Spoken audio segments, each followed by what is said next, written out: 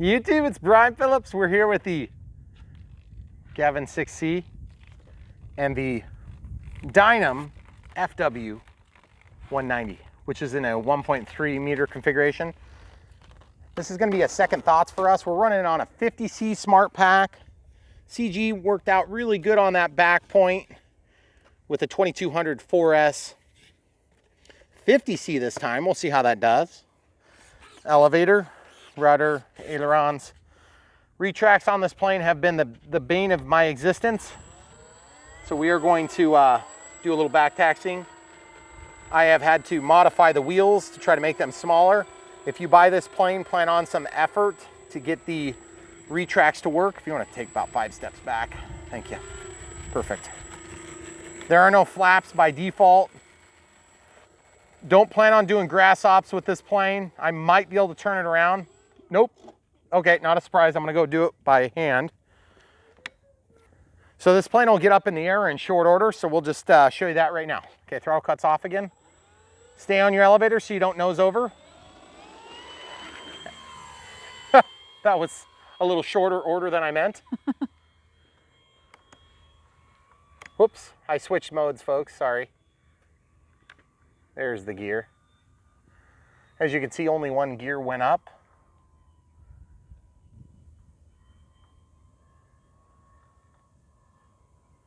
About 50% throttle here. Stabilizer is struggling to keep up with the wind, but that thing looks good in the air. I just wish it looked good with the gear collapsed into the belly of the beast. This is a second thoughts. It's not been that long since we filmed the maiden of this plane, but the weather has changed a lot.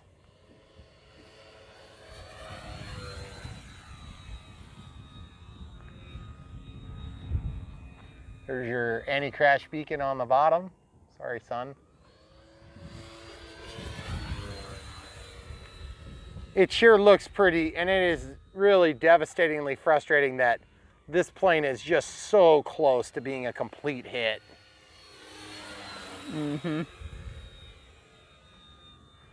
Look at that nice roll, too. Guys, Dynam did a really nice job on this plane until they screwed up the landing gear. I'm serious, if you get this plane and you decide to just leave the gear out all the time, you'll probably like the plane a lot still. See, my gear came out at least. That's always handy. Mm-hmm. Easier to land. I don't know if you guys have noticed, it's quite the bouncy ride though. 100% throttle here. Usually don't see a warbird going by on a high-speed pass with the landing gear down like that. But to be perfectly frank with you, if they won't go up and down, what other choice do we have as an RC pilot? Going around the eagle-killing nest. I kind of like that name better. It implies the same thing without the confusion factor. The eagle-killing nest. It has been recoined. If you weren't watching that maiden, we crashed an F-15 Eagle in that tree on a maiden flight, which was a bummer. And then the vampire killing is right below my left wing, or excuse me, my right wing there.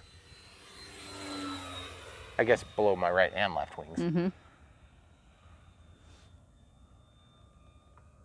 So for those of you that are new to the hobby and you think, hey, you know what, I'm gonna just get that Dynam because it's got the stabilization, it's got the auto leveling. You know what?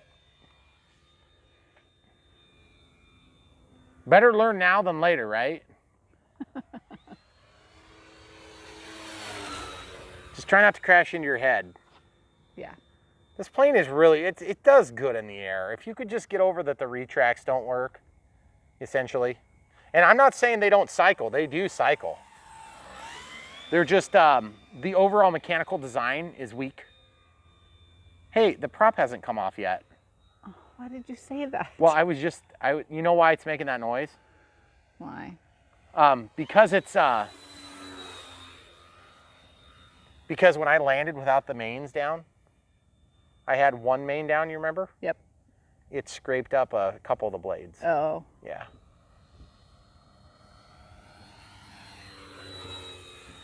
The stabilizer is doing a really good job on this. Guys, I don't know what it is about the MS66A, but that's what we put into the T28, but I feel like this little micro receiver is doing so much better. I heard a beep. I don't know what that means. Probably means land now or forever forget. I don't know what that is. Maybe it's a timer.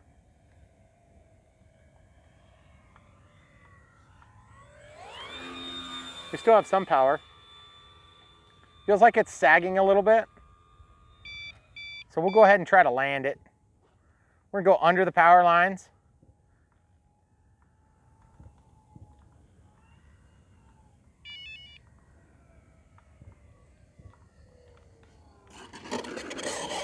That's one way to land a Dynam.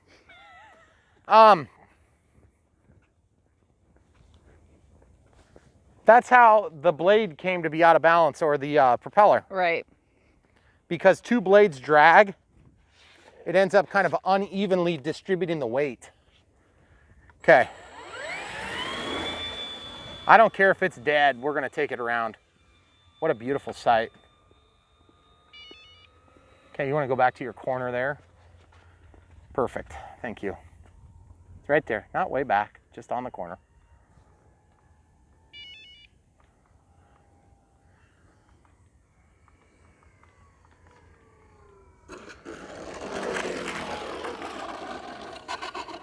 Now I did yank it at the end because I don't want to go out in that mud.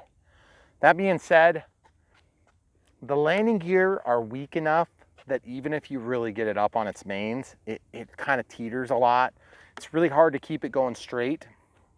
It can definitely be done, but you're not going to be able to do it with any crosswind, and it just happened to be pretty calm then, so we had pretty good luck with it. But you also notice I dragged that tail. So that being said, I love the size. I actually really like the way that this plane flies. It flies great. It's probably one of the best flying Dynams that we have. It's by far one of the most beautiful Dynams we have. And it was actually the best build by far. Yep. And I mean by like leaps and bounds. By hours and hours. And hours. And the pilot looks nice. And just the way that it's put together is really, really, really nice. And by the way, the landing gear look gorgeous. They pull into their pockets and they have tight tolerances. And you're like, is this a Dynam? And then you fly it and you realize it's a Dynam. Yep. Because the landing gear go up and stop, or something like this, or they go in and then they don't retract, or then you got one like this when it's coming in for landing and you're like, oh, here we go again. Back in the day, Dynam used to be really plagued with a lot of issues on the retracts. We had them where if it was below about 60 degrees Fahrenheit, you would have intermittent issues. And if you had 3 gear bogies like on the turbojet, you'd have 2 that would come out. And then the nose gear would fail to deploy. And then you would take it inside and you'd be like, why does it work in here? And this happened constantly. And it wasn't just me, it was like everybody. So Dynam got a bad reputation for retracts. Funny thing is, every Dynam that we have that has retracts has worked great until this one. Yep. And after my early Dynams, speaking of the Turbojet 550, which is the Cessna Citation 2, or it's modeled after the Cessna Citation 2. This plane, if you get it and you want to give yourself the best crack at success, I'll show you what we did. Throttle cuts on and tested, or throttle hold rather. Camera crew, if you wouldn't mind. We open up the pockets. That did not make a big improvement, okay? The best thing to do would be to replace the wheels with something smaller or painstakingly cut off material like I did. But you'll notice that the retracts themselves have plastic bodies and they're not metal, okay? So now I'm not saying that metal is the end-all cure-all and that solves all problems. What I am saying is that the plastic is not quite there. It's not quite strong enough. So compared to its larger big brother that was just recently released by a company that shall remain unnamed, this plane flies good. It really does. But the features are so different. I mean, it's in a different size class. It's almost not comparable because it's a lot cheaper. It's a lot simpler. It's got a lot less detail. It still has 4 guns. It still makes it hard to pick up the plane, which is funny because these inboard guns are just in a horrible spot. That's where I always go to pick up a plane. And I noticed that today when we were doing a Second Thoughts video on the other unnamed plane. So that being said, this plane, it's so dang close. If you were wanting to tolerate a very small modification, and I mean it's small, you just have to undo some screws. I think the mechanical mount on the landing gear is okay.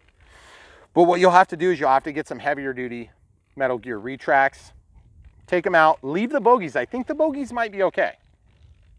And then you might have good luck.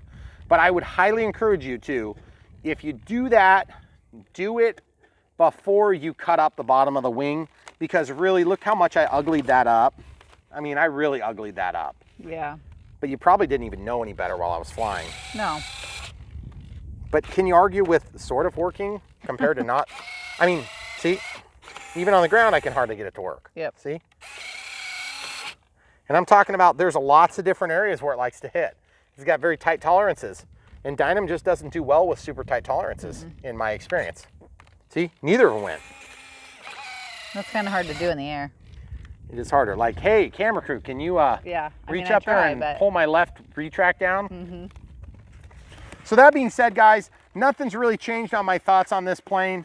I love the way it flies. It sure looks gorgeous. I love this flat paint when it goes up there and you've got this big yellow spot on the bottom. It's just so gorgeous. And to be honest with you, if you can get the retracts to go up into the belly and fly it around, man, it is gorgeous. I really like flying it. It flies pretty easy, actually. And this Gavin 6C, I actually kind of prefer it to the 8C a little bit, which is weird because it's cheaper. And this little receiver, okay, this little MSR 66A has been really nice. We haven't had any problems with them. The bind and flies that come with it have been just fine. The smart ready to flies that come with them have been just fine. And they're really inexpensive. So if you're looking for something cheap, if you're on a tight budget, but you still want some stabilization, you still want some of those features, you know, this might not be a bad option for you. Now that being said, there are some superior features to look forward to if you end up with a Horizon system, okay, a Spectrum system. And I'm just telling you right now, you'll have a better transmitter by a long shot that's a lot more user-friendly, and it's a lot better, and it's probably gonna just basically be better in general. But that being said, if you're on a real tight budget, you can do this for like between a half and a third the cost of a Spectrum transmitter and a receiver combo. Now, is it worth it? The transmitters are a hard one, guys, because really, if you ask me, it's the one area where I will encourage you at the beginning to spend the money that you don't want to spend. When I bought my first transmitter, I bought for 400 bucks a used DX8, and I loved it, and I used it for like 50 planes. Then I got into a DX18 that was brand new, but I got a really good value on it. I think I spent about 400 bucks on that, but that was brand new. And I love it, and I still love it, and I still have it to this day. I think I have like 78 planes in there now. So it's definitely one of those things that you want to get a good transmitter early on and just use it. Just use the heck out of it, okay? And that was a painful, like when you did the DX18, that was a huge thing for us at the time. I had to transfer all of the models over. It was not fun. Yeah. There's a lot more improved technology going on. So I realize that there's always budgetary constraints that come into this. And so, you know, we're with you. We understand that. And that's just a reality we face in this hobby. It's not like you're feeding your kids with this, you know? It's not like this is what gets you back and forth to work in the morning, you know, that keeps your bills paid. You know, I get that. But at the same time, it's so important to so many of us because it becomes such an obsession and such a big part of our life that, you know, we're always wanting to feed the habit. And we get that too. So if this gets you in the air with 5 or 6 planes in the same period, you might only be able to do 2 Horizon planes. Honestly, that's a tough call, you know? You may be better off to have 2 good planes than 5 planes that don't get the job done, but it just really depends on your taste. It depends on your willingness to spend the time to fix some things here and there. So again, don't hear me wrong, guys. I know there's a lot of you that think I beat up on Dynam. I don't. I try to give them the fairest shake I can, but how do you just overlook that? You can't, okay? This is an all right plane. It's a very good plane. It's one of the best Dynams. But no, that's not good. You got fixed gear. That's what you have when you buy this plane. So plan on it. So Planes everywhere. I heard a plane, but I thought it was coming over the horizon. That would have been so cool. So without further ado, guys, we are going to leave it at that. We've done a lot of reviews today, and we are going to put these up slowly over the course of the next few days. And hopefully in the next few weeks, we're going to have some new stuff. There is an airplane pretty low. Yeah. Yeah. Weird to see. It's white. Yeah, exactly. Well, anyway, guys, we know that you keep coming back because you like our channel, or why would you keep doing it? Or YouTube just vigorously annoys you into watching through recommendations. And if that's the case, thank you, YouTube. Yeah. If you're still watching, then evidently YouTube knows something that I don't. So that being said, whatever it is that you like about the channel, we really appreciate you being here. Thanks for watching. Don't forget to like the video. Definitely subscribe and click the bell for notifications. If you want to hear about our videos, we release quite a few videos. So if you're into having a video once or maybe twice a week on a good week, then that's what we are doing right now. There's some times where we're doing even more, but generally speaking, a couple times a week would be a safe bet. Once a week, almost guaranteed right now. This plane, if you want to help support us, you can buy this plane or its counterpart or something different, you know, whatever. If you don't like this plane, if it isn't your cup of tea, but you're still interested in learning what I learned from it, watch the videos. But then when you go to buy something, you can buy something different from the links. So we'll link to this, we'll link to the battery reused, and we'll link to the transmitter. We're also going to routinely link to our regular planes as plug and fly. So the Dynam planes will be referred to as plug and flies. Same thing with FMS. The Horizon Hobbies are going to be referred to as bind and flies. And you can always navigate to whatever you want once you follow the link, and you'll still be supporting our channel. So whatever you do, we appreciate you doing it with us. Come back for more. Thanks for watching.